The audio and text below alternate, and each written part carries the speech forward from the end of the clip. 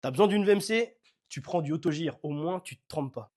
Salut l'équipe, si je te parle de VMC, je sais ce que t'entends. Simple flux, double flux, auto-réglable, hygro-réglable et hygro-variable. Tu peux peut-être même entendre type A, type B. Je vais t'aider à y voir plus clair, je vais te faire plusieurs vidéos sur ce sujet, mais aujourd'hui, je vais te parler de la Ventilis TBC. Donc là, on est sur une simple flux. Dans ma situation, c'est ce qu'il y avait de mieux. Hygro-réglable parce qu'elle va s'auto-réguler en fonction de l'humidité qu'il y a dans l'air. Et on va donc maintenant passer au déballage. Tu retrouves un caisson extra plat, c'est un des plus compacts du marché, il ne fait que 17 cm, 6 piquages sanitaires, un piquage cuisine, une sortie. En plus, ce qui est génial, c'est que regarde, ils ont fait des petits pictos, tu peux pas te tromper. Alors dans le carton, tu retrouves des piquages droits, mais regarde ce qui est génial, tu peux aussi les transformer en piquage coudé. Ça va te permettre d'éviter les angles au niveau des gaines. C'est ici que tu as le plus de perte de charge. Et en parlant de perte de charge, ce joint-là, il n'est pas là par hasard. Il va créer un excellent maintien et une très bonne étanchéité. Tu vas retrouver aussi une bouche hygro pour la cuisine, la même pour la salle de bain.